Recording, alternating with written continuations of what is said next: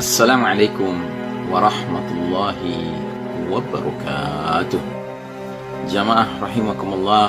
Alamatus sa'ah, tanda-tanda sudah dekatnya al-qiyamah, banyak sekali diungkapkan oleh Nabi kita Muhammad sallallahu alaihi wasallam. Dan sudah barang tentu alamatus sa'ah terbagi dua, ada alamatus sughra, tanda-tanda kecil, dan ada alamatul kubra, tanda-tanda besar. Alamatus sughra jumlahnya jauh lebih banyak daripada alamatul kubra. Tanda-tanda besar alamatul kubra jumlahnya terbatas hanya 10, sementara alamatus sughra jumlahnya ratusan. Di antaranya dalam kitab Syekh Syekh Al-Wabil, Yusuf Al-Wabil, beliau menulis kitab dengan judul Asyratus Sa'ah, tanda-tanda akhir zaman. Beliau mengutip banyak sekali hadis-hadis Nabi tentang alamatus sughra, tanda-tanda kecil. Dan kali ini kita akan mengangkat salah satu tanda kecil yang tampaknya realitas dunia hari ini memperlihatkan kebenarannya, kebenaran nubuwah prediksi kenabian tersebut.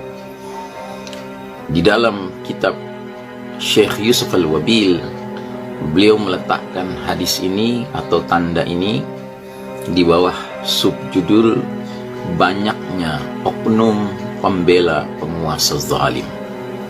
Di antaranya Abu Umamah radhiyallahu anhu meriwayatkan bahwasanya Nabi Muhammad sallallahu alaihi wasallam bersabda, "Yakunu fi hadhihi al-ummati fi akhir az-zamani rijalun." Atau qala yakhruju rijalun min hadhihi al-ummati fi akhir az-zaman ma'ahum asyatun ka'annaha adhnabul baqari yaghduna fi sakhatillah wa yaruhuna fi ghadabih. Akan ada pada umat ini di akhir zaman orang-orang, atau beliau bersabda, akan keluar beberapa orang dari umat ini di akhir zaman, mereka membawa cambuk-cambuk bagaikan ekor sapi. Mereka pergi di pagi hari dengan diiringi kemurkaan Allah, dan mereka pulang pada sore hari dengan diiringi kemarahan Allah. Dalam hadis yang lain lagi disebutkan, sayakunu fi akhir zamani syurtatun yaghduna fi ghadabillahi wa yaruhuna fi sakhatillahi fa iyyaka an takuna min batanatihim. Akan ada di akhir zaman para penegak hukum yang pergi diiringi kemurkaan Allah dan kembali diiringi dengan kemurkaan Allah. Maka hati-hatilah engkau agar tidak menjadi kelompok mereka. Nah, jadi saudaraku rahimakumullah, hadis ini menggambarkan bahwa akan datang zaman di mana ada aparat-aparat penegak hukum yang bertingkah laku sedemikian rupa terhadap rakyat, sehingga mereka berangkat paginya sudah diiringi ghadabillah, kemurkaan Allah. Pulang sore harinya pun diiringi dengan kemurkaan Allah. Nah, di dalam hadis yang kedua tadi jelas-jelas Nabi memperingatkan, jangan hendaknya kalian menjadi bahagian dari mereka. Dan hari ini kita menyaksikan betapa dahsyatnya perilaku mereka yang disebut sebagai syurtah, ya, penegak hukum.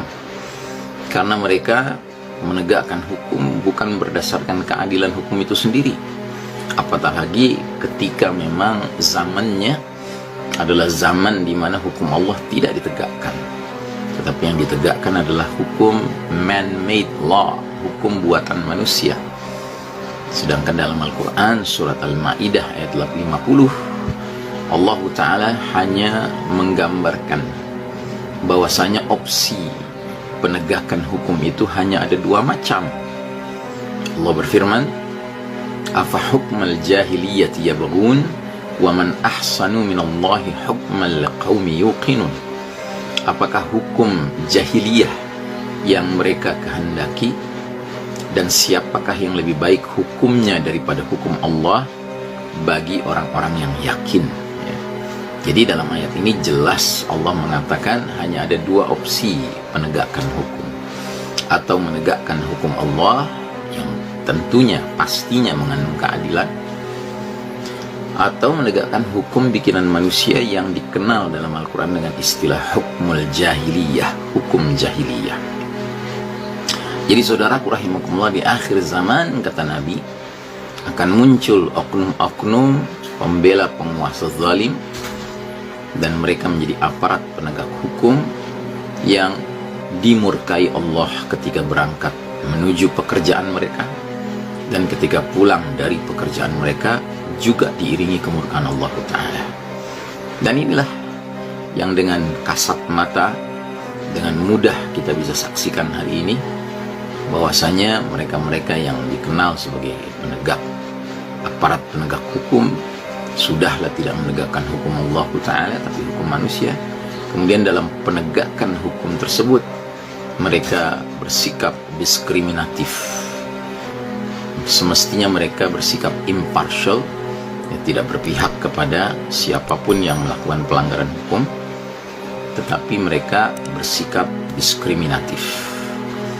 Jika yang melanggar hukum adalah kalangan yang dianggap tidak sejalan dengan penguasa zalim yang dia bela, maka orang-orang yang melanggar itu segera ditangkap dan segera diberlakukan, divonis ya dengan hukuman-hukuman yang berat. Sementara ketika pelaku pelanggaran hukum itu dari kalangan yang pro kepada penguasa zalim itu, cenderung mereka dibiarkan saja. Kalaupun ada yang mempermasalahkan sehingga mereka diadili, mereka mendapat hukuman yang ringan sekali dibandingkan pelanggaran yang mereka telah kerjakan. Jadi ada dua tingkat permasalahan di sini. Pertama, permasalahan sudahlah yang diberlakukan bukan hukum Allah Ta'ala. Kemudian dalam penerapannya hukum jahiliyah itu tidak ditegakkan secara objektif, secara adil, tetapi secara diskriminatif.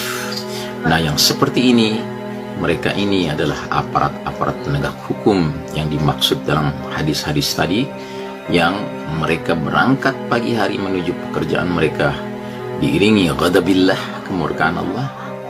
Mereka pulang menuju rumah mereka dari tempat pekerjaan mereka juga diiringi oleh ghadabillah, kemurkaan Allah Ta'ala. Dan Nabi jelas-jelas memberi pesan, jangan sekali-kali kalian menjadi bahagian dari mereka. Wassallallahu ala nabiyyina Muhammadin wa ala alihi wa sahbihi wa sallim taslima, walhamdulillahi rabbil alamin. Wassalamu alaikum warahmatullahi wabarakatuh.